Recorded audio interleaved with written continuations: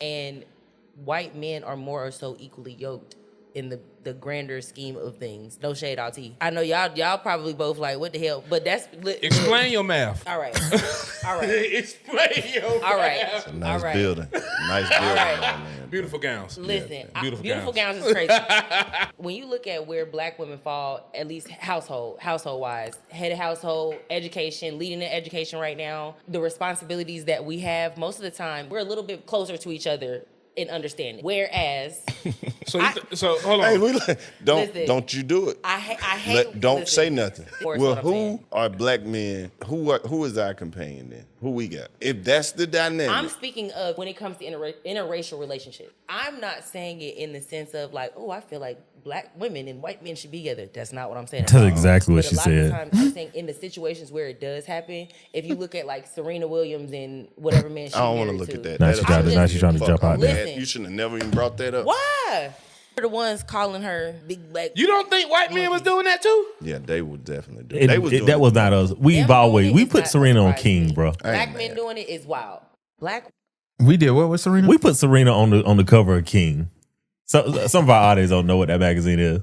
That's back in the day. That is back in the day. But Serena's been a while. She's been around for a while. Serena's in her 40s, right?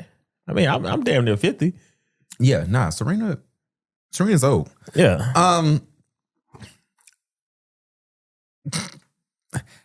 love when y'all lie and pee on me and say it's raining. You know, I love it. This is funny, right? Because the clip, how's it titled? The clip is titled, what was it? That black women and white men have more in common? Yeah, black women have more in common with white men. Okay, right. And I was just having this conversation with a couple sisters. Actually listen to the pod, so they're gonna know exactly who I'm talking about. Oh gosh. And I was telling them, I was like, hey, you know, if you actually go and read the book, The Dating Divide, that book came out, I think, at the end of COVID. And one of the things that it goes into it's by these three professors, and it examines, let's see here, digital sexual racism, a contemporary form of racism manifested in online dating, where racial biases and preferences once hidden are amplified by digital platforms. So basically it goes into like who dates who online, right? It takes all the data from just online dating profiles. And one of the most interesting parts of the book that I found was they had a chart where it had the response rate of black women, right? Not swipe rate, response rate, who they're responding to. So it's like once you get a match, who do you respond to? Mm-hmm. And it found that black women responded at a slightly higher rate to white men than they did to black men, right? So out of all the demographics, right? So you had white, black, Asian, Hispanic, or Latino. Which one are we going by? That's more your wheelhouse. Is it Hispanic or Latino? I don't know. Some of them don't want to be that. All right. You heard what Mello said. So when it went there, right? It was like, you know, out of all those demographics, right? Mm-hmm. Black women was responding to white men at the highest rates, right? Which is kind of how black men has kind of been like, yo, why y'all keep saying that we want white women when that we don't really present that? Yeah. It's like two athletes that get drafted to the NFL that does it. All the rest of the athletes are married to sisters. We was like, where are y'all getting that from, right? And then when the book came out, it kind of showed that, every accusation is a confession. Now, if you want to know what black men rates were, black men responded at a rate almost double to black women than they did to second, which was at that point white women. And then white women and Hispanic women was pretty close. You can actually find this on my Twitter page somewhere. If you actually just go to my page, go to Pass My Will on Twitter, do a search for Dating Divide, it actually pulled up the chart. I actually printed it. It's like one of the things that once I saw it 2 years ago, I posted it. I laugh because I run into a lot of sisters that if they with the white guy or they give the white guy like the chance, it's more of a let me see. It's always that I wonder what this could be like. Am I going to be treated like a queen or princess and stuff like that? It's like they chasing something. Well, but also I think one of the things that black men have said, right? And I'm going to defend this today, is that black men have oftentimes said, hey, the way that you act when you dating outside of your race, if you were to date that way inside your race, you have a better response. You'd have a better man. Because oftentimes what black men are saying is when sisters date with the whole Alondra thing, right? Love Island thing, right? You wouldn't act that way if it was a brother, right? You wouldn't be that loving. You wouldn't be that cuddling and kind and the things that men like. Well, for me, it's almost adversarial. Yeah. But when you date outside of your race, it becomes loving, right? And it's like, again, every accusation is a confession. And this is something that I need. She's on here saying, and one of the things that I didn't like, I didn't watch the whole clip, is that the brother, I think this was on Kodiak, right? I think it's Carlos. Carlos, yeah. I think they didn't really push back against. They didn't really ask her, hey, why do you feel that way, right? You can't say it's because we're as equal head of households. One, you're not, right? Yeah. You're at higher rates than other demographics for sure, right? But you're black men are still out earning you. Yeah. Right? Black men are still head of households, and most black men have one fertility partner. So it's like every accusation that you're saying, right? The only thing what you're complaining about is it seems that black men are so fair that you're like, whoa. I don't like this quality. I give them this. They did the classic when you've been in a room and you've been having conversations with women and they saying some BS and you just like, I'm not going to engage. This ain't even worth the fight. Like I had to fight all day. I agree. And I could imagine you going to sit down on a podcast and somebody just say that black women and white men have the most in common when it comes to dating. And it gets awkward. That's why he kept telling his boy, don't say nothing. Like, this is one of those conversations where I'm like, and it is the whole, I'm probably mispronouncing her name. Is it Alondria? Alondria, right? From Love Island. I'm laughing at you did a Love Island quote or callback, but go ahead. Yes. This is the whole, the celebration of that, right? Because there's a subset in the black community that wants nothing more than white acceptance. Woo. That's the thing, right? Because we pretending that is everything else. We're pretending that, like, okay, if you want equality and black men are treating you the most equal, right? Yeah. You would have what you want. But that's not what you want. What you want, and we're gonna discuss this today, and I'm definitely gonna go into it tomorrow night because I'm sick of y'all, right? And what we're gonna talk about is social dominance theory, because that's the problem. You want to be a part of the in group, or what you think is the in group. Or what you think is that. Well, I mean, they are the power brokers, right? But that is the problem, right? It is the ideal of the codification of whiteness that has occurred in the United States, and it's wanting or desiring that access, right? Which is hypergamy, right? And you want to deal with the guys that you perceive have the most power, right? And resources. And let's not even say perceive, right? Whites have the most power and resources in this country right now. We need to stop. We need to be a lot more honest about a lot more things so we can actually make better decisions in how we're going to move as a black community within the black community. Oh, we about to get there. Hold on. No. I'm Pastor Mike Will. Now, I am Gavin B. Welcome to service. Hey, Taylor, I'm mad that I ain't get to see you this past weekend when I was in New York, but we'll get to that. If you are a black male and you're in a jam, hit me up. I'll get you out. Trying to save black men. We give black men a place to be seen, a place to be heard. Sometimes I got to push back because be lying. They do, but so do women. So that's what makes the pod cool. Strap in. It's about to be fun. Now let's begin. Yo, I want to welcome everybody to episode 197 of the Black Dads Club. We are getting super close. That means definitely if we doing the weeks, hold on. We got, so at least by October 7th, we're going to have to talk because I won't be here that day. I'm going to be in Vegas. I'll let you know about Vegas in a little bit. We'll figure, damn, and then the week after that, I'll be in Arizona. We're going to figure something out. We'll just push it back. But yes, this is episode 197 of the Black Dads Club. That is Pastor Mike Will. He is back. He has made it back home safely. He is here. Shout out to Ryan for stepping in last week. Shout out to Ryan. Appreciate you, man, for filling in the seat. Yeah, it was a fun time. And then I could tell Ryan was nervous because it's weird when I don't know if he's ever been on a pod, but shoot, you were. Hold on. You hear that? It's probably just me. I be hearing everything in these damn headphones, dog. All right, let me run that back. Y'all didn't know. I be hearing stuff. And then last week, Laws walked in the studio when we was recording. Oh, what's up? Yeah, he was here. And I was like, yo, you missed Mike. He ain't even here. But yeah, you could tell. I remember when we first started, right? how you were kind of nervous because it's like, all right, this is something I want to do. I ain't never done this. Yeah. You know, you getting used to seeing yourself on camera. You getting used to hearing your voice. Nothing's worse like hearing yourself back when you first start recording. You sound weird. You sound terrible. You have a pod voice. Like my pod voice is different than my real voice. Huh. Fat. Yeah. Okay. I was fat on camera. Gav kept upping the the angle of the camera. No, not even the angle, the quality of the camera until like finally I'm just like, good Lord. It's in 4K now. Never gonna take off. Never gonna take off. Look, but we here, man. This is episode 197, so we super excited. How was your trip?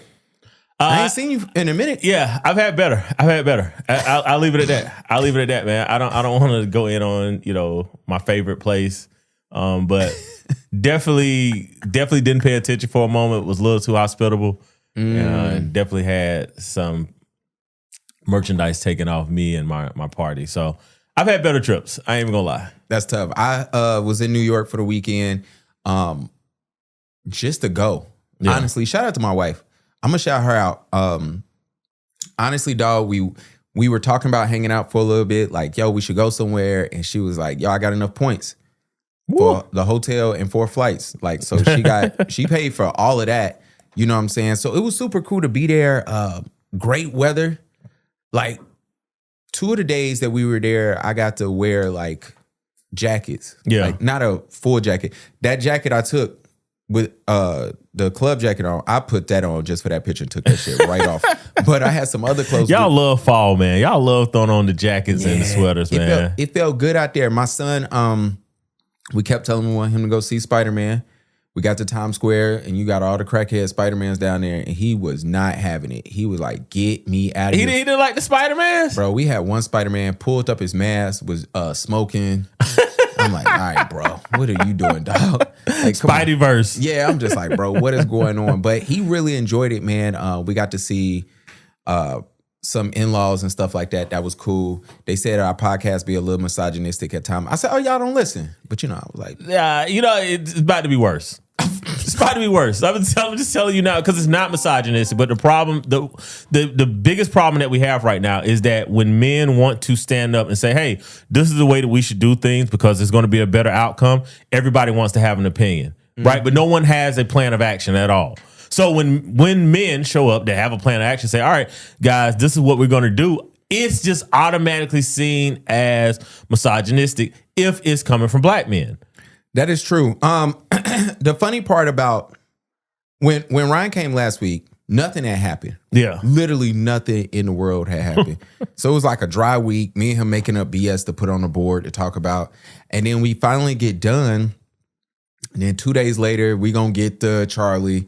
And then this morning, Mike texts me and go, yo, have you seen the Dame Dash interview? I have to get to it. So, you know me, I don't watch The Breakfast Club anymore. I don't know why.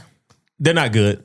Yeah, that might be why. That's all. It's just never been my, like, bro, I haven't watched The Breakfast Club. I haven't watched The Breakfast Club interview probably years. I don't know when the last one I felt like I needed to see. I've seen clips here and there, right? So the last clip I saw was Charlamagne and Sierra talking about people calling Russ corny. Yeah. And then, you got other stuff that came on. But it is like a Black Entertainment Tonight.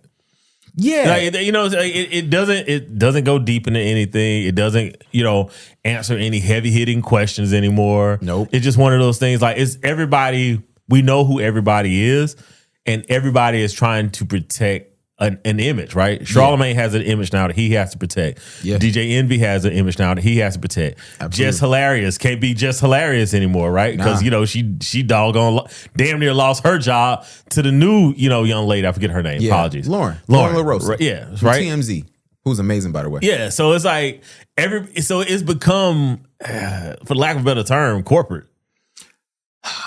And y'all keep doing this with the greatest shows. First Take, Jalen and Jacoby. We still ain't found Jalen Rose. Yeah. And my bat is in the other room. Y'all lucky I forgot it. Like, the only person who's staying gritty is Vlad. He the only one who's like, and that's because it's never his business, right? So Vlad be like, so tell me about the murder. It was 7:00 on a Wednesday, 1997. You just shot him. Bro, I forgot who he was just interviewing. Dog, I can't remember. But we don't know. We don't know anything about Vlad. We don't know where he's from. We don't know his background. Nah. Like, We don't know anything. We don't. Now, Dame Dash, I've told y'all before, I understand why Dame Dash is quote unquote broke. I'm gonna use air quotes because he said he ain't broke, whatever. Yeah. I've always said I understand why people get away from him. And honestly, I think the interview maybe an hour and a half, somewhere around there. I'm only like 45, 55 minutes in. Yeah, I'm like 30 minutes in. Thank you, Dame, for continuing to prove to me that everything I say about you, I can truly say I believe it. Because you do stuff like this. Hold on, let me get to this clip. This is hilarious. Same way the last time I came and barked on y'all changed your whole life. No, we did. You did. I changed your whole life. You put me on the wall. Look, that changed his life. The internet got you. How do you know y'all don't come outside? There's no windows in here. This shit is crazy. Look at the dog. We can open I'm gonna show. There's a curtain we can lift A curtain, y'all in the behind the stage. A curtain, y'all in the coffin. I would never. This is uninspiring. This is dirty and all that shit. You're a girl. You clean this shit up. Look at your sneakers. Your sneakers are dirty. My sneakers are Your not. sneakers filthy. That That ain't like you, Dame. I just took you.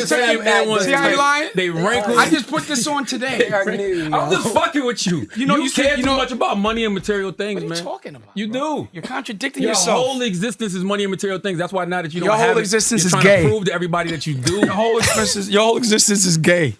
Yours is broken. It sounds like you've been paid to do what you're doing. You should be objective You on need the to radio. get paid to do something. Then you would be in debt. The funny part about this is both of them telling the truth about each other. You know, but also they don't like each other. They don't. And they should say that, right? Well, Instead of taking shots, just be like, I don't like you, and this is why. And let me tell you the little bit of truth that Dame is saying about Charlamagne. Charlamagne does act like, hey, I'm being paid by corporate people, so I got to stay within corporate lines. Oh, absolutely. Dame is so much word. His whole makeup is determined by about his value and money that he generates. And it's interesting. And also, apparently they announced that Dame Dash is the chairman of Revolt. Did they announce that? Because I didn't get to verify that. Well, I Googled it and it was popping up. Now, I don't know if it's because he kept saying it, but he said, hey, we doing this today. It's going to drop tomorrow. So the episode dropped today and it came out. Now, how long he be a chairman? I do not know. Because you used the gay word a little bit too many times. For a 1 month period. Too many times in an interview. And you gave it as an insult. It wasn't even, hey, whatever, you know what I'm saying? And then you tried to clean it up. It was like, oh, my only issue is with black men that are gay who don't admit that they're gay. And it's like, what are you talking about? Like, whatever Dame, he mad at Charlamagne. Yo, you never said nothing negative about Jay-Z. Why are you wearing that? Like, did they send this to you? Are you getting paid for them? Like, it's just like, what are we doing here? Like, you talking about people, but you admitting, oh, I'm playing with y'all. I'm lining y'all up to prove a point. And it's just like, bro, what you came to the interview for? Yeah, well, I think he came to the interview because he doesn't like Charlamagne. I think that's why he was there. One, two, he might have actually came to announce that he was the chairman of Revolt. So that might have been the biggest reason. But I think when you get there, you see somebody you don't like, sometimes that kind of distracts you. It's obvious that these two guys don't like each other. Well, I don't think Envy like him either. But I don't think Envy feels the way, because like Charlamagne is a very passive aggressive type interviewer. Like if he don't like you, you know what I'm saying, he's gonna prod. And like Dame had a point, right? Dame was like, yo, you know, you interrupt me, right? But but here's the thing, like Charlamagne does do that with everyone. And there's a way around that. And Dame is old enough to understand that, right? Somebody interrupt you, just let them talk, right? Hey, what you saying is more important. Well, my thing is, all right, cool. He interrupt you. You need to learn how to answer questions. If I'm asking you a question, if I say, hey, where are you going? And you start telling me about what you have for lunch, then it's kind of like, yo, what? No. I'm asking you this, and I am interviewing you. I am sitting down. My job is to ask you questions, and your job is to answer it. You come in, hey, I'm setting up boundaries for y'all. I don't want to be interrupted. All right, all that's cute. Well, here's the first question. And then you ask me a question. It's easy to say, hey, how did 50 Cent acquire the rights to Paid in Full? You could say, hey, he didn't. He didn't. And be done. And be done with it. Yeah. You know what you had to do? You think he did this? You think he got that? If a billionaire borrows $180 million, you think he broke? And again, that's all fair. So I think when Dame have issues with Charlamagne, instead of him just answering the question and moving on, right? he's like, okay, let me try to show you that you're not smarter than me. And that's honestly how that interview, I haven't finished it, but it's honestly how the interview was coming across. It's like, hey, you think you're smarter than me, right? Because Charlamagne, Charlamagne's the CEO, right? Isn't he the CEO of Black Effect? Sure. Right? So so it is this ideal of, I'm a boss also, right? Charlamagne's going to have that feeling, right? And then Dame is going to have that reminder of like, oh, Wendy Williams put you on, right? You was a do-boy, right? But and I'm a boss, right? You know what I'm saying? I was never a do-boy. So it was a little bit of, a little bit of a pissing contest, going on in there. And I said, I haven't finished it. I will say this though. It was interesting. I guess personally, I don't like Dame Dash. Like I just don't. I don't like his energy. I don't like the way he don't treat people with respect, but he wants it so much. And it's like, bro. That's not an unfair take. So no, I'll give you that. But I also, when I see people that are quasi-celebrities, sometimes I'm wondering how much of this is their personality, right? How much is it that they're putting on, or how much they're holding back, right?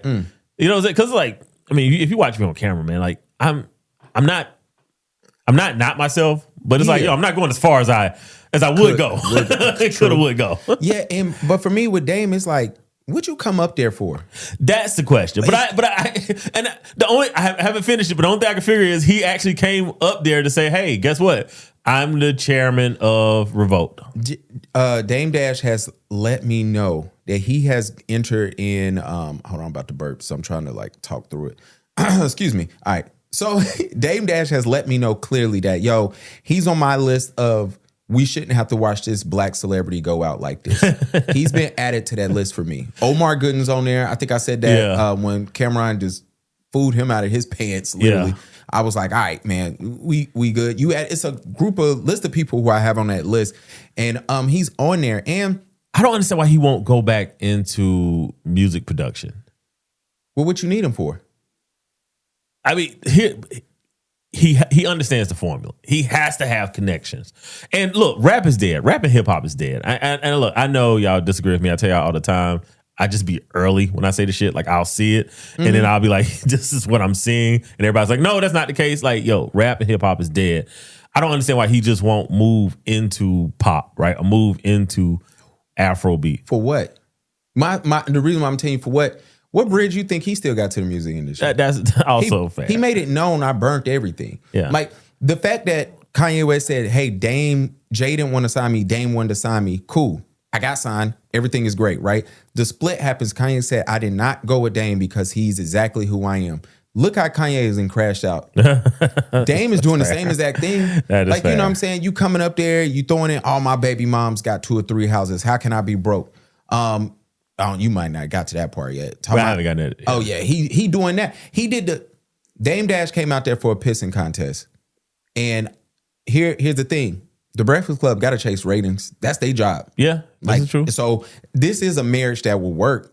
Honestly, they could have something great if Dame could calm down and he come on there every month. They don't like each other. I know they don't. And Dame is in his 50s and want to get into a fist fight with Charlamagne, who classically shows y'all that he works out all the time. I'm telling you, one is getting folded, and it ain't the one from South Carolina.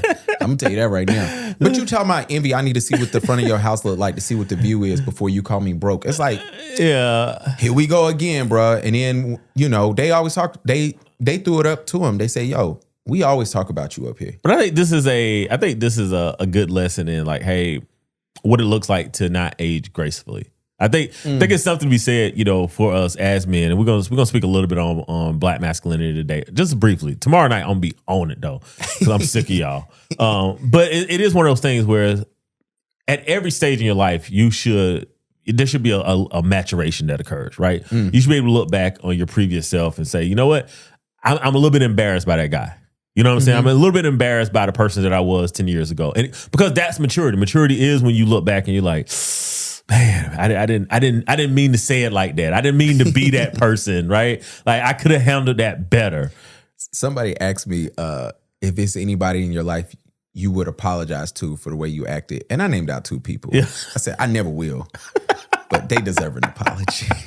No, but it's like, yo, you should always, because that's what growth is. And it's like, there is a point in life where the older you get, you have to understand your morality, right? You know what I'm saying? It doesn't matter how much I think I could defend myself. I would be stupid to get in a fight with a 27-year-old. Right? Absolutely. Yeah. It does. So it is something to be said about aging gracefully as a man. And I think that's one of my biggest takeaways from Dame is like, bro, you're not the 35-year-old hip hop mogul anymore. You're not the 28-year-old hip hop mogul, which is hard. You know what I'm saying? Like that. What would have been better? You know, at that age, having that kind of money with that access that you had, you know, to the lifestyle that you had, right? But you have to look and be like, hey, man, that was just a period, right? Yeah. Now it's time for me to it's time for me to sip coffee in the morning and have a cigar in the afternoons with cognac and to make up with people that, you know, like, hey, man, we're old now. Dame also, I know Charlamagne said it, but I'm going to repeat it. Dame sounds smart to dumb people. And some of the did he say that today? Yeah, he said it. Man, he said, yeah, I think it was either Charlamagne or Emmy was like, yeah, you sound smart to dumb people. Like when he was explaining like chapter 7, mind you, I don't know nothing about finance, but the way he explained it was chapter 7, when you foul, it's like buying 200 bricks from the plug and you showing up and the plug died. And I was just like, again, like there has to be a maturation that occurs in life that when you get older, your current self is not you're not easily identifiable is what I'm trying to say, right? Somebody walks in the room and they start describing the old you to people. People are like, what? Oh yeah. And you know what's so funny? We go to the lounge. We leave in Charlotte. Shout out to the lounge. Y'all cleaned up that mess from the last time I was there with the bonnets. Shout out. I ain't seen none of that this week. I will appreciate that. But I would say this. I was in the lounge, and so I got Ro with me because Karina and her mom going through Gen Pop through the regular line. So me and him go through pre-check. Also, your kids will play your face because, you know, I got to show his boarding pass. Yeah. So the lady confirms, is your name Roman? And my kid just looked at her like he ain't never heard that name a day in his life. And I'm sitting there tapping him like, and he just looking at her. And I said, tell her your name. And he gives out his full name at this point. And she was like, oh, okay, cool. I'm like, boy, you cannot play with these people. But anyway, we go to the lounge. That's hilarious. And Ro runs straight up to this guy. And he has 2 Louis Vuitton bags, shaved head, goatee, and shades on. Yeah. And I'm like, is Dame Dash in a fucking lounge in Charlotte? And like, we ran. And it was funny. He took his shades off, so I knew it wasn't him. And so when Karina came in, she saw him from the side. And she was like, literally thought you was sitting beside Dame Dash. And I was like, yeah, I thought it was going to be too. I was like, this is going to be awkward. Because I'm pretty sure I didn't say it. Let me tell you something. We are getting we about 1 or 2 steps away where I got to watch what I say because I will run into people. Because I remember when I was leaving Columbia and Neo was standing beside me, I'm like, yo, they got this nigga short, but he's sturdy. So if he punched me, it's gonna go left. But I was just like, yo, I didn't talk about this man. So, nothing's worse than when I need to put that on the shirt. I love saying that. Nothing's worse. Nothing's worse than when one of y'all, shout out to you, Sasha, because this is for you. You post something on Facebook and I don't see it. I don't see it before you post, and I read your status and it's like Facebook say, oh, we got him. We figured out what he like, what he don't like. So my homie Sasha commented on Facebook all down my timeline, and she had raccoon emojis. Yeah. And I did not know what she was talking about. And then Coons popped up. So in the last week, so we recorded on Tuesday. What was that? Thursday? When Charlie Kirk was killed at what university is that? Utah? I don't know. He was in Utah. I don't know what university. He was at Utah. He was doing his debate.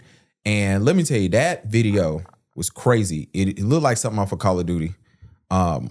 Word is he didn't get shot in his neck. He got shot in the chest and it ricocheted to his neck. And I don't know. I haven't seen the video. Oh, you ain't see? Oh, you don't want to see it. I wasn't in. I was trying to get back and I had no phone. I forgot. It was not a great week for us. That makes sense why our group chat was green. I'm like, why is the group chat green? Yeah. My phone was suspended. Until I was able to get back and go to Apple and get a phone. And my replacement is finally on the way. There we go. So the shooting happens. He's killed. It's named. It's said very quickly that he died. If you see the video, you knew he wasn't about to make it. And immediately, so somebody hit our group chat, our UN group chat, and was like, "Yo, I just saw that video of him," and I was like, "I don't know what you're talking about," because I didn't recognize the name. And then I was like, let me Google what this person is talking about. So then when I see it, first thing that popped up was on Twitter. I said, "Oh, this is the guy I have blocked on my feed." Not him personally, but like, don't mention his name in my feed. I never want to see, because I've been here. I've seen enough videos. I already know what he about. I know what he stand for. He stand on that side. I stand on this side. And it's cool. We can coexist to act like neither one of us exist. And then I see Sasha's thing, and I don't know what she's talking about. And I'll be completely honest. I didn't see nobody celebrating his death. I don't believe in celebrating nobody's death. I don't care who you are. If I dislike you or already don't rock with you, then you just don't matter. So for me, this ain't about Charlie at all. This is about you Negroes who went out there and said, "Let me fight for this." Y'all decided last week was the week to say, "Hey, I want to shame, condemn, and criticize people for how they're reacting to this man's death." The only person I feel sorry for is his 2 kids. And I'm gonna be very clear. Did he have a wife? Absolutely. But when you sleeping with bigots, then you accepting them for who they are. Yeah. I mean, look, that's a part of American culture, and like even to the ideal of, if I disagree with someone, there's only been 2 people I say when they pass, I'm gonna buy a bottle of Dame, and I'm not gonna mention the names. Right? It's only Can you 2. tell me off air? Yeah, I'll tell you off air. Thank you. Right? but and it's not even to celebrate their passing, right? It is to celebrate the relief of the stress that these MFs cause in the world, right? Okay. So it's only 2 people, right? But Proverbs 24:17 says, "Don't rejoice when your enemies fall. Don't be happy when they stumble," right? And it goes on to say the reason why you don't do that is because the energy that is on them, it'll turn to you, because the energy is now free, right? We know in physics, energy does not dissipate. It does not disappear. It just turns into another form.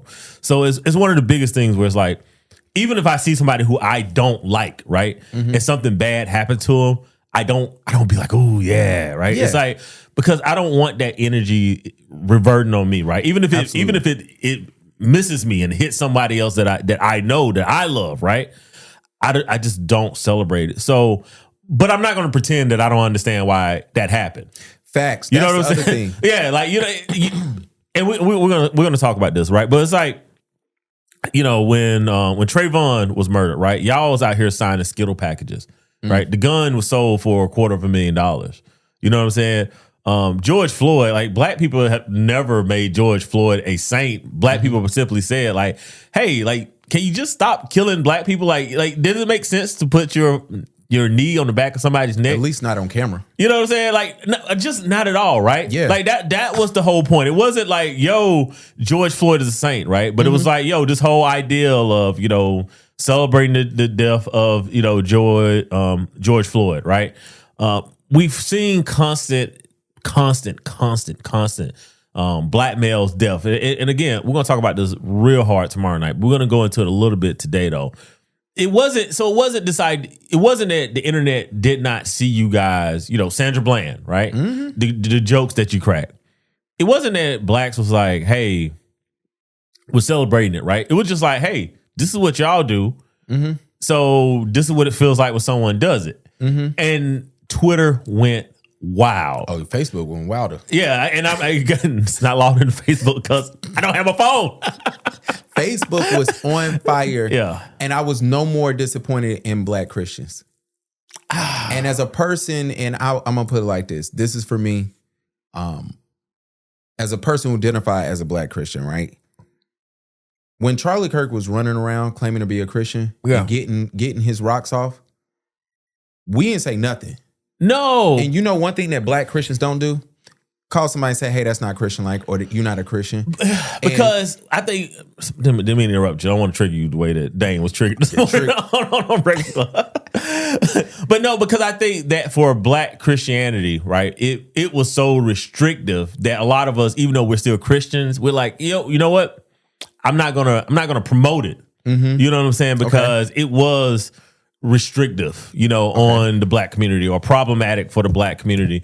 And what that has caused is the same thing that it always caused is with the right, is that the right acquires the word and then they reprogram the word and then they reuse the word, right? Like the ideal of woke, right? When blacks used to say stay woke, right? I mean, this is something I heard since the 80s, right? When I was a kid. Stay woke simply meant was like, hey, make sure you paying attention to what's going on around you. You know what I'm saying? Don't get lulled to sleep by all the bullshit. You know what I'm saying? Like that's all stay woke meant, right? And they've turned woke into a new word, right? And then when I really looked at it last week, I was like, yo, they've done that with a lot of words. Like even the word conservative, right? Like blacks have traditionally been conservative. Okay. Right? Like the ideal of, families and, hierarchies, within the family and things that we don't do to chasteness because we've been super religious, right? Yeah. And it was like, this idea, but what did they do, right? They took the word conservative and instead of using it for the way that conservative really meant, which is basically the ideal of traditional family, and a retardation of please look that word up before you misquote me. I'm saying to the audience, right? Which just means like the slowing down of things, right? Like we don't run out to do things, right? We actually take the time to understand it. That was the whole idea behind being conservative, right? And it became an idea now where if you say conservative, that means that I want to go back to something. And that's not what the word conservative means. Yeah. So I looked at black Christians use the first sentences of scriptures to justify this. I watched them, try to throw this word of, hey, y'all celebrating somebody's death. And as a person who didn't see anybody celebrating his death, I seen a lot of people saying, I understand, I do not care. I understand how he got here. I can understand how his opinions could make somebody so mad that they could do X, Y, and Z. And this whole thing of, I seen black Christians try to repurpose, you reap what you sow. Yeah. And I think a lot of times I'm looking, I'm like, dude, when he was going around doing his bigot thing, y'all didn't say nothing. And that to me always bothers me about black Christianity. It has always bothered me about that. And even more now that I'm older and I can understand the word better and I can understand logic better, it's like, yo, when it's time to do something, we don't do nothing. And then when it's late, then we telling, hey, y'all should be forgiving. Yeah, because that's the thing, right? That's the ideal of black Christians living in it's called social dominant theory, right? Where in social dominant theory, there is a dominant group, right? They're the in group. And that in group is going to have subordinates up under, right? If I put it like this, if blacks are just acquiescence to supremacy now, right? When you are at your most free, right? Imagine what blacks had to deal with during the enslavement, of Africans, in this country, right? If now when you free, you still have a whole subset of blacks that are like, every time something happens to them, it's vengeance, right? But every time something happens to me, right, it's forgiveness, right? If they're that way now, imagine doing the enslavement, how those blacks were, right? Because these are the same blacks. These are the descendants of the same blacks. I know sometimes the tethers or the immigrants, excuse me, I don't want to say that. The descendants of immigrants come here and, they acquiesce immediately to supremacy. But a lot of these sometimes are our black folks, right? The descendants of enslaved Africans in this country with this acquiescence. And you got to understand is that they find safety by trying to provide themselves access to the in-group, right? And because they know that the moment they are outside of the in-group, you know what I'm saying? Like if, for lack of a person to use, right? If Candace Owens, right? If Candace Owens is in the middle of Kansas at 2:00 in the morning and something happens to her, she has no cell phone service and better place, Oregon. She's in the middle of Oregon. It probably might be the most racist state in the country, right? But the part that connects to California too, right? If she's there, right? Yes. She understands the danger that she's in because she understands that even though I support the in-group, nobody here knows that I am part of the in-group. So the only thing that I can use to show that I'm a part of the in-group would be a uniform, right? A MAGA hat. Yeah. You know what I'm saying? A thin blue line on my police car. These are all symbols. But what we got to understand is that it's beyond symbolism, right? These things are symbolic violence. Yeah. And we have a problem calling it that because we understand it. People are going to basically, deny that it's happening, right? Mm-hmm. Like right now, people are saying, I was talking to a guy yesterday, and I was just like, hey, I don't want anything to happen to, President Trump, because that's the office of the presidency. If something happens there, that does affect everybody, right? Everybody. But I was like, but when Obama was in office, and by the way, not an Obama fan. I want y'all to really understand. Matter of fact, the longer Trump is in office, the more I don't like Barack Obama. Just to be honest, right?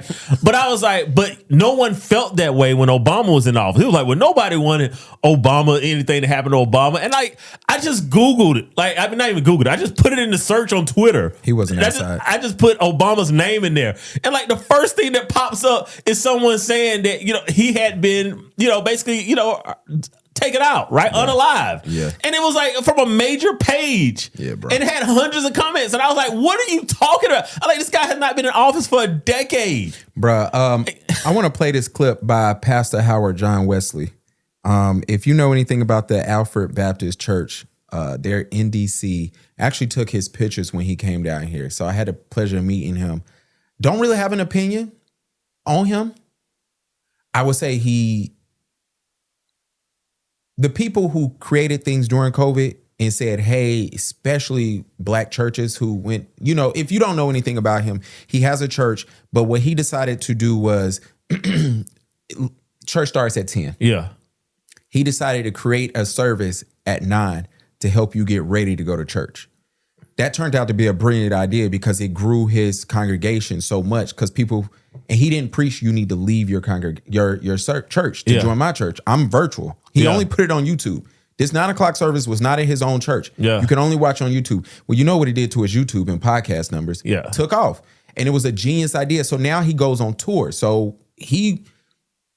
Mike Noah, the Blumenthal is up here in Charlotte. Yeah. That's where he had church at when he came to Charlotte. And it was insane to see. And he had everybody there. I think the mayor was there.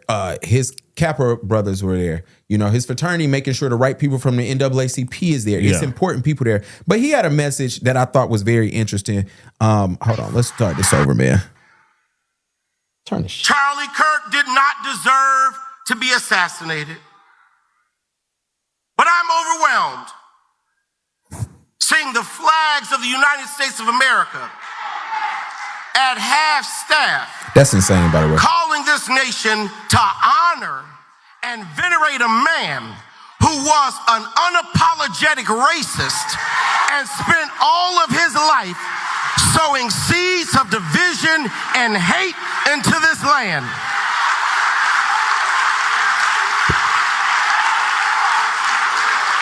And hearing people with selective rage who were mad about Charlie Kirk but didn't give a damn about Melissa Hortman and her husband when they were shot down in their home tell me I ought to have compassion for the death of a man who had no respect for my own life. I am sorry, but there's nowhere in Bible where we are taught to honor evil. And how you die does not redeem how you lived. And that's all I want to get to. Before we keep going, this isn't funny, but niggas is losing their jobs. Yeah. Yeah. Some of y'all who work a 9 to 5, y'all need to be careful. I don't know why y'all post stuff on Facebook. Well, I think everyone, here's the thing. Everyone thought cancel culture was good when it was like, hey, if I disagree with someone and I can prove that you are racist or homophobic, right? Mm-hmm. You should lose your job, right? True. And that was cool when the liberals was doing it. Yeah, right? that was in style too. Yeah, that was in style. And I told everybody, I was like, as a free speech absolutist, and I might be the only one on the planet. I might be the only person that think everybody should be able to say whatever they want to say without losing their livelihood or their life. Okay. Right? Yeah. I do. I believe because when you don't do that, this is what happens, right? It is prices to pay. There's prices like the young lady that was on Texas Tech campus, right? That was out here. She was wilding, right? She was celebrating it, and now she's expelled from school, right?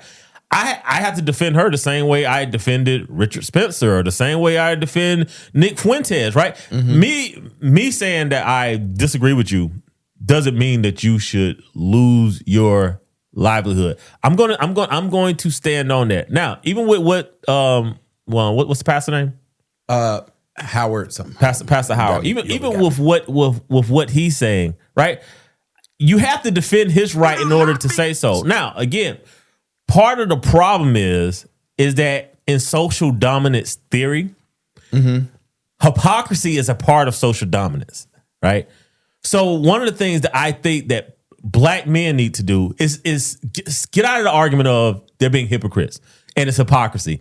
That's a part of social dominance. Part of social dominance is do as I say, not as I do. Right. So when you're trying to have a logic conversation with somebody and say, well, y'all did this, right? You know what I'm saying? Like, we know, because we started off. I understood why people was going off because of what happened to Trayvon, because of what happened to George Floyd, because of what happened to Hartman, right? And how these things are celebrated. Like even with the flags at half mast, right? Like Trump when John McCain died, remember at first Trump was like, I'm not lowering the flags to half mast, right? Yeah. And eventually he relented on it, and then they raised him back. And I guess somebody in the administration was like, bro, it's supposed to be for 2 days, right? He's a national hero, right? And then he reloaded him again, right? One of the things that I understand when it comes to symbolic violence is that symbolic violence needs a totem, right? So a totem is the ideal of how do we identify as a clan, right? We have to identify around something. This situation is being used by the right to rally around. Right. Oh, facts. This is a totem, right? And totems become religious, right? Okay. So the reason why you're getting all this cancel culture from Charlie Kirk is because it's become a totem and now it's a religion. Yeah. Right. And when I could do things in the name of God, now I can excuse any behavior that I shouldn't have. I can excuse it now, right? Yeah. And one of the things that, to your point earlier, right, as black Christians, we kind of got away from saying that we're black Christians, and now it's been taken from us, right? Now people who are not Christians are running around with the word that they're Christians, right? But remember what I believe in Matthew 24, that one of the things that was said in there is like, hey, many will come in my name. Many will say they are from Christ. They are not from Christ. Yeah. So when we see this, right, and we understand that it's hate and it's vitriol, right, we have to understand it's not our job to engage. There is no logic you can have to somebody that has already decided through social dominance, right, and being a part of the in group, and that's what America represents to a lot of people that are Euro-American or Euro-American descendants, is that they can't codify whiteness in Europe, right? If you are a Frenchman in Europe, excuse me, let's go even further. If you're a Slavic and you move to Germany, you can never say I'm a German. Yeah, they're never going to see you as a German, right? If you are from the Baltics and you're in Finland or Scandinavia, they're never going to tell you, they're never going to identify you as Scandinavian, right? Yeah. But if any of those people, right, comes to the United States of America, right, they could be identified as Americans and now become a member of the social dominant group. So now they have to support the subjugation of the subclass, which is Black Americans. And this is the biggest thing that I need Black Americans to understand, is that you have to become a subset within the Black American community. And you have to stay out of the fight, stay out of the fray. I don't have any opinion on Charlie Kirk. The same way I don't have any opinion on Nick Fuentes. I don't have any opinion on Candace Owens. I don't have any opinion on Alex Jones. I don't have any opinion on Rush Limbaugh. Yeah. Right? You know what I'm saying? Like, I understand that hypocrisy is part of their game. So me going back and forth and debating an ideal that's the opposite of my ideal is me wasting time. Yeah, I had one dude online and he was his first sentence was, why do you say Charlie's racist? And I said, how old are you? Because we're not doing this if you over a certain age. But even that argument, like when you could just say someone is not something and they are, right? You know what I'm saying? Like if a car is gray, right? It's clearly gray. Yeah. You know what I'm saying? And somebody is telling you, well, it's silver. All right. that's arguable, right? Yeah. Okay, we can argue about that, right? But if a car is clearly gray and someone is like, it's red. Yo, it's red, right?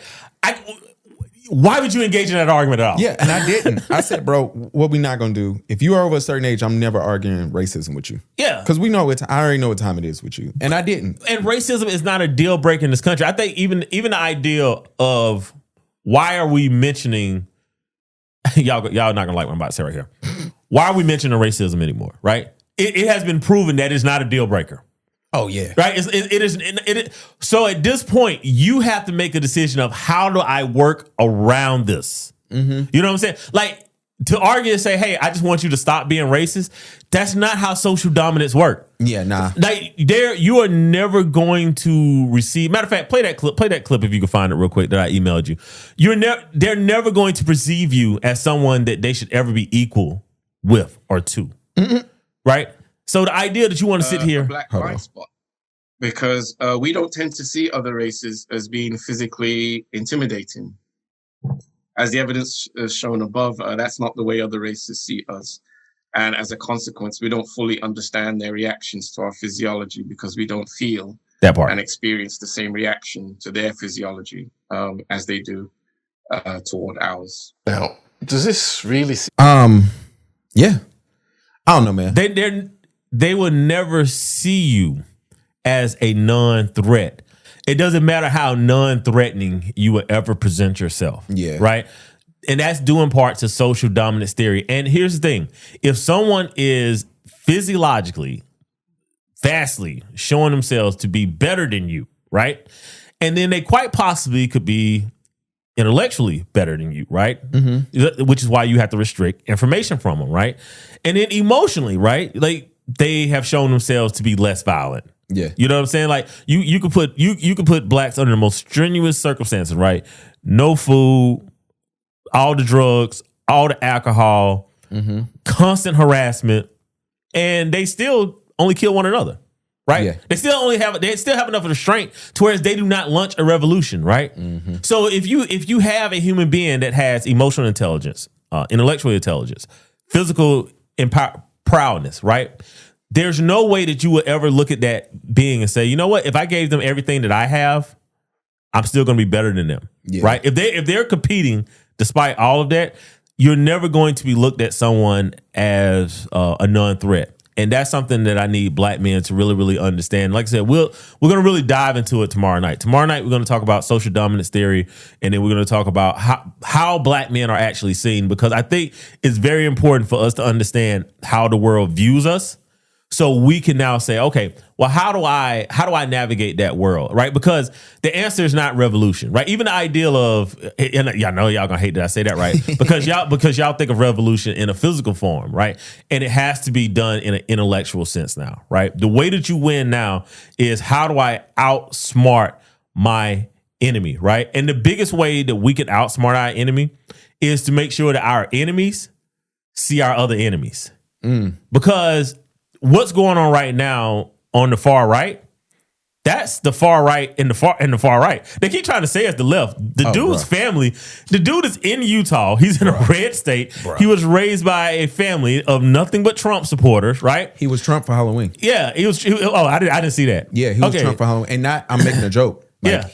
That's who so he was. So he dressed as Trump for Halloween, you know, and it's like, and what did he do? He attacked one of Trump's biggest supporters, right? Mm-hmm. So it goes back to like, hey, pay attention to what's happening here. Don't involve yourself in this, right? Mm-hmm. Don't celebrate Charlie Kirk's death, but also don't run out here to say, you know, I must also support this administration because this is wrong. No. Let them handle one another. Trust me on this. They will handle one another. I said years ago, welcome to the Troubles. And if you still do not understand what I mean by that, please Google UK the Troubles. All right. When the Troubles was occurring in the UK, it was Northern Ireland trying to break away from the United Kingdom, and they had constant domestic warfare in that country from the 60s until they basically called a truce in 2005. And I want you to, and I'm gonna show you something. When they called a truce in the UK in 2005. Guess how many years it was for the far right to take over in the UK? Oh, the decade. Think of Brexit. Brexit occurred within a decade. Once they took that fight off of one another, they then was able to see the outsiders. But as long as that fight occurred between the Northern Irish Republic Army and the British government, they couldn't see the outsiders. They couldn't see all the kingdoms under the crown, the Indians, the Jamaicans, the Bahamians, the Nigerians. They never saw all those people moving into the United Kingdom because they was too busy offing each other. Yeah. So again, just stand out the way. Stand back and stand by. Hey, man. All right, let's move this on. We better have some fun now. Hold on. Yeah, we haven't lost you in this part. I was like you and Janet Jackson together, okay? Don't judge me. I thought you guys were great together. Do you also feel like that was a fumble? Because I feel like it was a fumble. I wanted you guys to last. I don't know what a fumble is, though. I be trying to figure out why y'all don't ever say she fumbled me. But I love Get that him, you guys, JD. She brought you out to her show a couple years ago. We loved that moment. We were all happy about you being back on stage when she brought you out of her concert. Yeah, I know, but I wouldn't think if nobody was even paying no attention to it. Because she didn't even actually talk to me when she came out.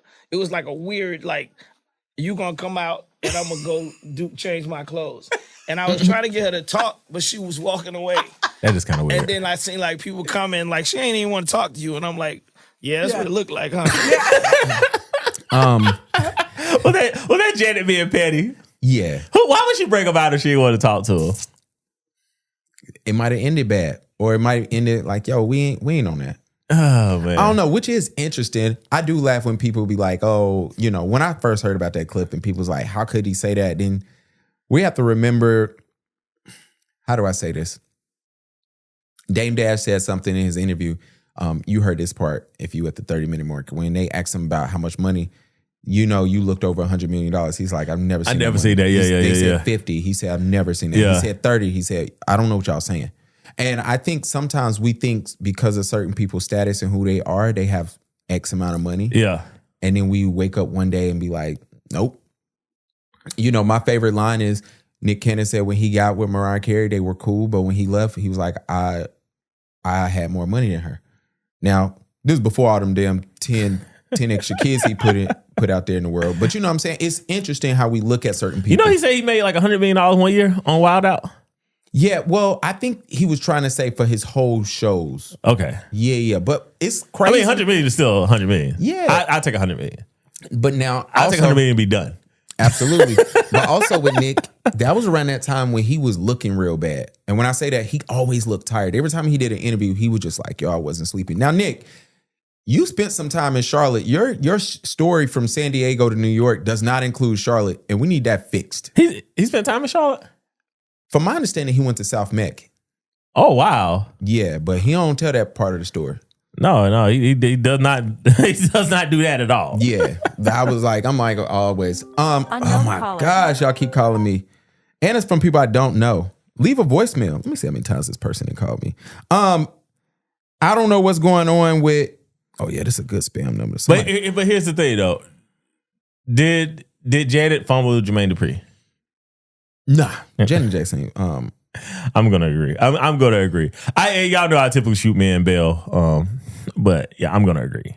Yeah, I don't think so. I'm a Jackson. Especially when you marry a billionaire. Yeah. Afterwards, like you kind of, real talk. That's like my biggest nightmare, bro. What, losing your girl to a billionaire? Oh. Not just a billionaire per se, right? But she just does so much better than you afterwards, bro. Yeah, that's like my biggest nightmare, bro. It's like, oh my gosh, man. Yeah, that junk is crazy. Melissa Ford hasn't been on a podcast, on the Joe Budden podcast in a minute. I don't know what's going on. I did find it interesting. Tonight Conversations dropped their special guests for each city. She is on there. Who else on there? Dr. Bryant's on there. Stefan Speaks. All the people who make sure that y'all remain single, y'all are going to see them on tour. Look, that's why one of the girls don't listen to our podcast now, because I'm like, yo, have you ever known somebody to go to one of these and come out better in their relationship? Oh my God. Just stop writing. Oh boy, Gavin boy. Yeah. Gavin boy, he will pick a fight, boy. Bro, I just seen the people, I'm like, oh, single. They going to keep her single. They going to keep I'm trying to see what is she at on every city tour? No, I think she only going to like 3 cities or 3. She only on 3 dates. Say what you want, man. Ace put together a product here. He did. He put together a product, man. So, I'm as someone that's a free speech absolutist, I don't have to agree with you to respect what you do. And like, yo, Ace, I respect what you did, bro. It's funny because whoever sent me today, I can't remember who sent it to me. And I told him, I said, well, this is just a person who making money off of vulnerable women. And he's figured it out. Well, yeah, I mean, he's 100% figured it out. I mean, there's no help that's being provided when people go to these shows. But, we're in a country and we're in a state now where I don't think people want help anymore. I think people want to be victims. People want to complain. People want to be their diagnoses. You know what I'm saying? Like, people don't want to like be diagnosed and be better, right? Like if you're diagnosed as a narcissist, right? Like that wasn't for you to throw it on a name tag, right? Amen. That was actually to show you that, like, hey, there's an improvement that needs to be made from this place to get you back to where you could be a functional member of society. And I think we wear it now, right? Like if a dude is like, yo, I'm an asshole, he wears, I'm an asshole. If a girl is a bitch, she wears, I'm a bitch. Yeah. So society is very, very unhealthy. I think social media has definitely played a huge role in that. Mm-hmm. But I don't think this is an opportunity for us to, bang on it as much as it is like, yo, if you're just outside of that, just come outside of it. Like this is the time to separate yourself. Because, to go back to even the conversation that we was having about, symbolic violence, I don't care if you're a black liberal anymore. I don't care if you're a black conservative anymore. Mm-hmm. I need you to exist because I need to see the reaction time and the response time of people that are enemies to me, right? I had that conversation. Yeah. I said, this is the time even more, especially with this situation last week. This is the time even more where black people get to say, all right, these are the people I'm celebrating with. I'm separating from. Yeah.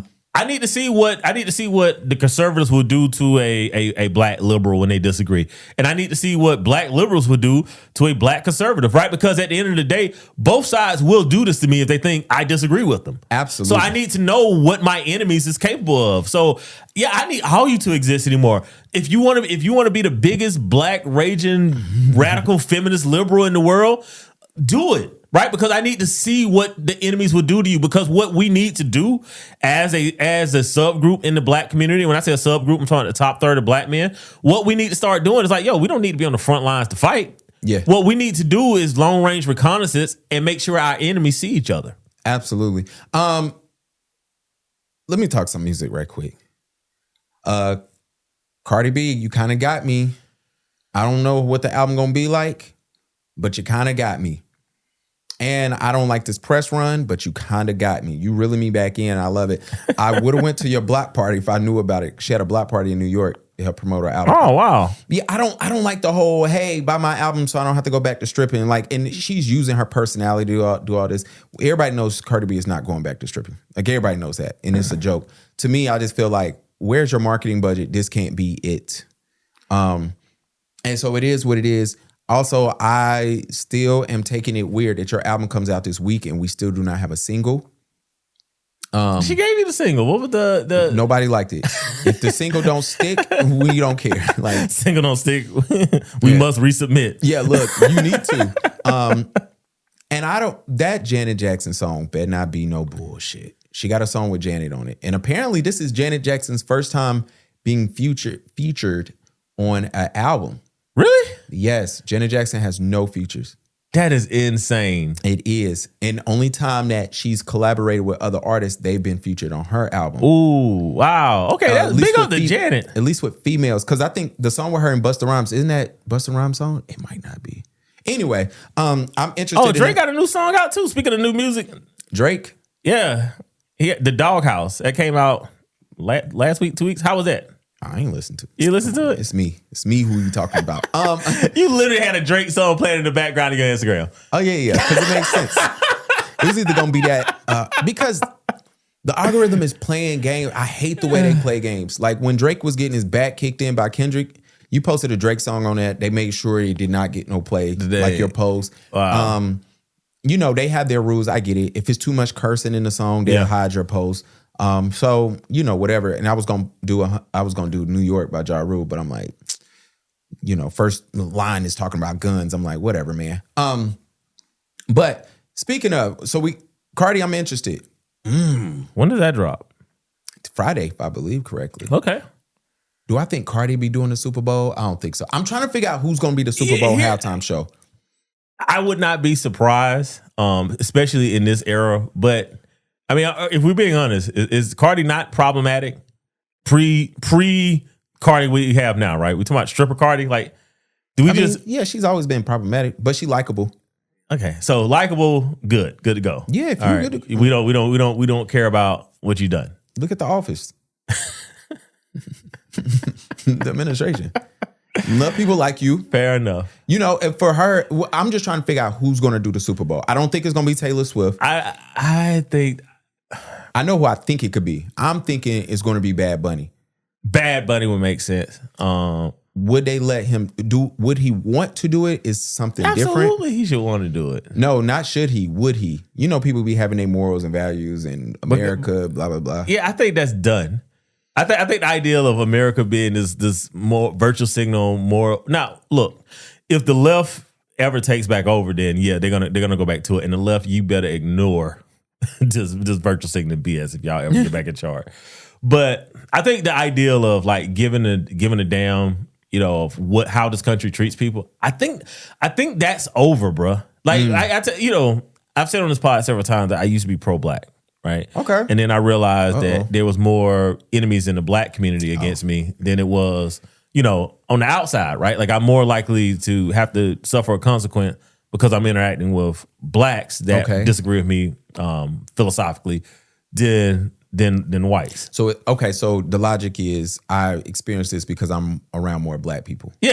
Gotcha, Right. Gotcha. And you know, the percentage is higher. Right. Like there's not enough people that will say, all right, let's support this in the black community, right? If it's not bullshit, it doesn't get supported in the black community, right? If it's positive, it doesn't get supported in the black community. This podcast. Yeah, so it's like that's become our symptom, right? But typically when things happen in the black community, it's kind of the canary in the gold mine of what's about to happen in America. Yeah. Right. So it's like when I look at the black community and it's like, oh yeah, like, you know, we're beyond the inflection point, right? Yeah. You know what I'm saying? We're in a point now where we're dealing with consequences, right? Yeah. I think America's at that same point where it's like, yo, I think we're beyond the inflection point. I think COVID was kind of the last opportunity to reset it.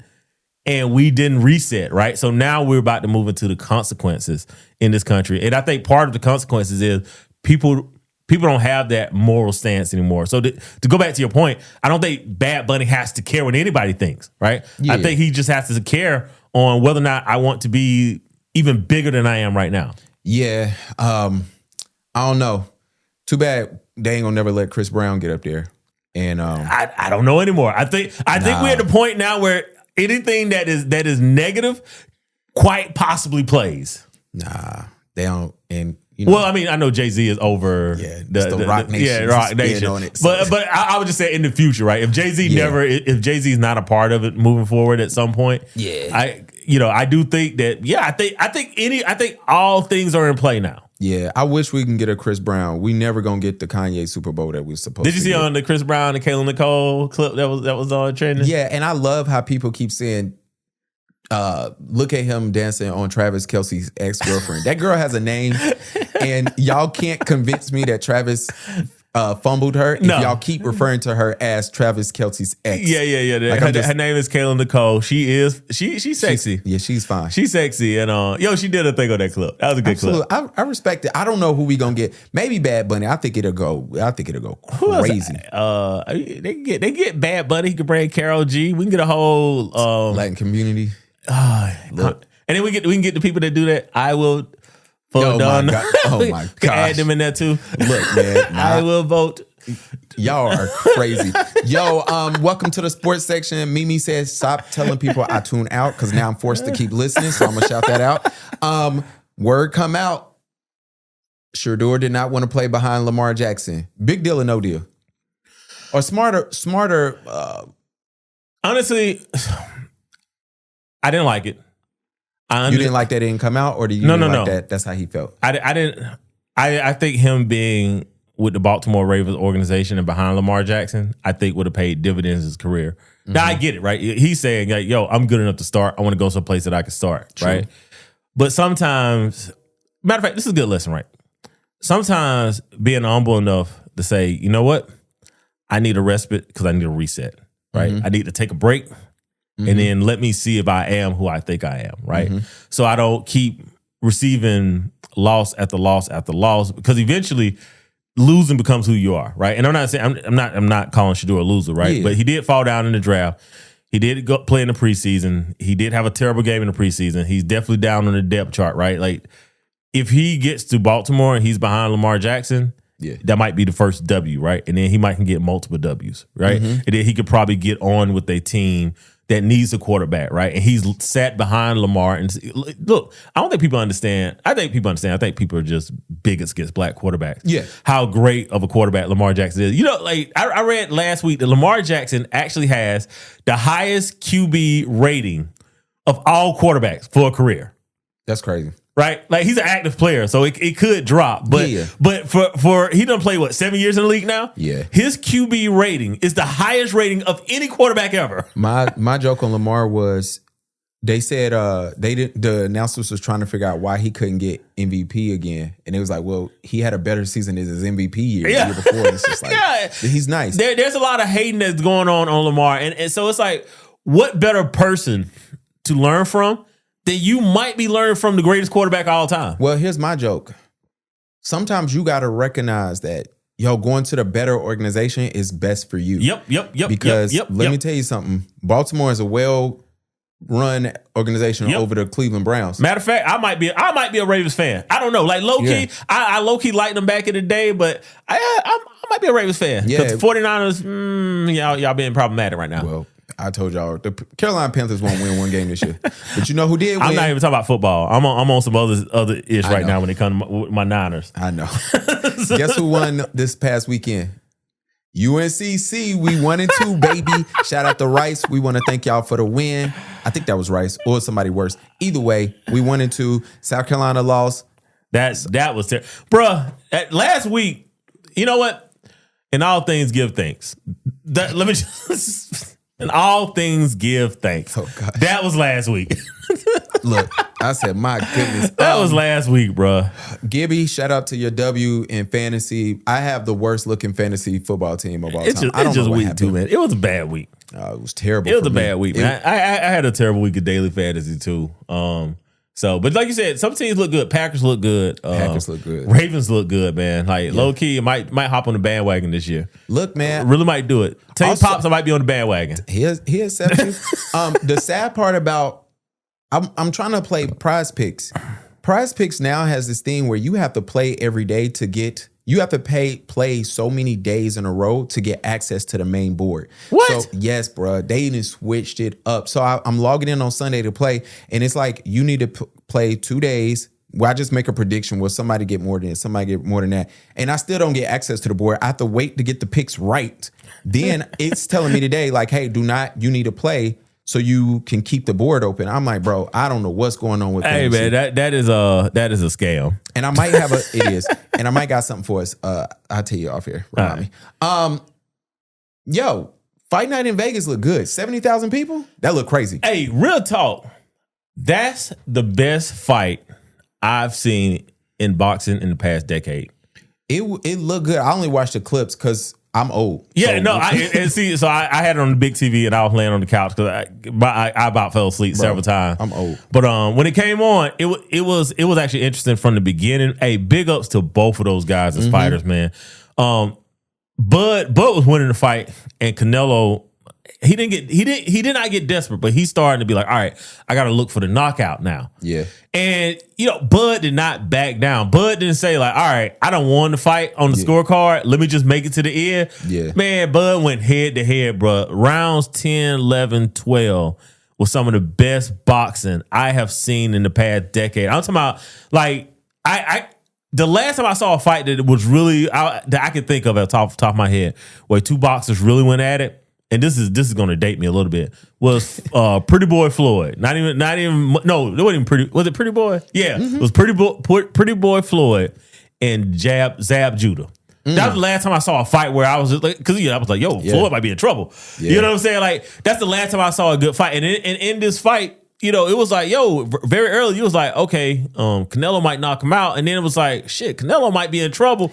Yeah. And then neither one of them could knock the other one out, man. That was a hell of a fight, bro. I love the way they talked about each other at the end. I love the internet saying how y'all give Bud, Angel Reese, and Canelo got Sophia Vargas to come talk to him, which was hilarious. Angela Reese, I hate you chewing gum. She just give me ghetto girl vibes, which is cool. What means she from Baltimore? Yeah, but it's like, stop chewing that damn gum all No the time. offense to anybody from Baltimore. Yeah, it was just interesting. I saw Shannon Sharp. I'm gonna stop making you a topic every week. But bruh, you need to know who is and isn't your friends. The fact that you and Stephen A look like y'all have an intense conversation. Maybe y'all gotta talk loud. The fact that Ocho posts the video. Wait, Shannon at the fight? Yeah, Shannon and Stephen A ran into each other. They were talking, but it looked. Were they talking like friendly or was it like, I don't know? But Chad made. I gotta look. Chad it up. posted it to make it look like, look, we all still boys, and I'm just like, Chad CTE. That's all. Yeah. Okay, I gotta look that up. I didn't like it. Molly is leaving first take. What a hand clips it. Hold on. I don't even know. Molly. Who am I missing here? Thank God. We getting Molly. You know the Jalen Rose ex-wife. Oh. She leaving first take. Where's she going? I don't know where she's First take is terrible in general. First take is awful. I don't know where she's going, which is interesting. I don't know if I gotta read it. Is it saying she leaving ESPN or just first take? Because if she First take host announces shocking departure from ESPN. Oh, then never mind. Something happened. In a 10-year run with Stephen A. Smith. After much reflection, I've decided it's time to close this chapter and step away from first take. Hosting and blah blah blah blah blah. So great for the journey. But it says step away from ESPN, but I'm not even gonna tell you what site I'm on. Okay. Because I hate these fuckers. Yeah. I'm just interested to see what'll happen. Honestly, Molly might be one of the reasons I stopped watching First Take. Once Skip left, I was definitely on Undisputed, but you'll go back to it. Super pretty, cool at times, but sometimes, Molly did get to that point where she was snappy. But she got to that point where she stood up for herself. I give her that. But then she also gave those points where she just kept inserting her. And I do think First Take needs a whole rebrand. I don't know. I think they should end the show. I think you need a new show to fit into that slot. But here's the problem though. No one is good anymore on television. Right? Like the last good show that I think was on television was Pardon the Interruption. Yeah, PTI. It ran its course. They got old. You know what I'm saying? Like that's the problem. They got old. But I think that's the last good show where it was a hodgepodge of topics and the guys could talk about every topic. And like you said, at the end, it was over because they got old. That was the problem. Here's my issue. And I know your brother loves to say all the time, debate shows are over. Don't necessarily agree, but I can understand. Yeah. And the reason why it's over because we have researchers in the back feeding these athletes the same 3 sentences, and these athletes are not educated on certain sports. Call it what you want. It was rare when Stephen A. Smith and Skip Bayless was talking where they got off of football and basketball. Yeah, absolutely. It had to be a major thing. Oh, literally the World Series will end. They'll talk about it for one little topic, and they went back to football. Back to what they knew. We not finna. Yeah. When I was watching even Undisputed and we got Shannon Sharp out here talking about UFC and he asking questions and it's like, it don't feel right, right?